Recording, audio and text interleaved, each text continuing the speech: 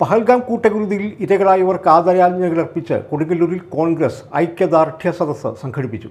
ഭീകരവിരുദ്ധ പ്രതിജ്ഞയും പ്രതിഷേധ ജ്വാലയും DCC general secretary advocate PH Mahesh ഉദ്ഘാടനം ചെയ്തു. ഭീകരാക്രമണവുമായി നമുക്ക് മനസ്സിലായിട്ടുണ്ട്.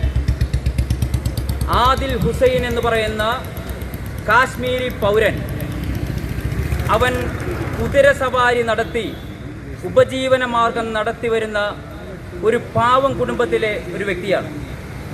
ഭീകരർ അവനെ തടഞ്ഞു നിർത്തി അവൻ്റെ പേര് ചോദിച്ച് അവനെ മാറ്റി നിർത്തുമ്പോൾ, അവൻ കൊണ്ടുവന്ന സഹോദരങ്ങളെ പോലെ കൊണ്ടുവന്ന ആളുകളെ ഭീകരർ വധിക്കാൻ വേണ്ടി ശ്രമിക്കുമ്പോൾ അവരിൽ നിന്ന് അവരെ സംരക്ഷിക്കുന്നതിന് വേണ്ടി, ആ തോക്ക് തട്ടിപ്പറിക്കുന്നതിനും അവരെ തള്ളി മാറ്റുന്നതിനും വേണ്ടി ശ്രമിക്കുകയും ആ ശ്രമം മറ്റു ഭീകരരുടെ തോക്കിൻ മുനയാൽ അവൻ കൊല്ലപ്പെടുകയുമുണ്ടായി.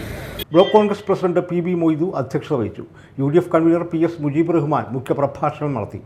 യൂത്ത് കോൺഗ്രസ് സംസ്ഥാന general secretary NS Salimuddeen, pensioners association സംസ്ഥാന സെക്രട്ടറി TM കുഞ്ഞുമൊയ്തീൻ എന്നിവർ സംസാരിച്ചു.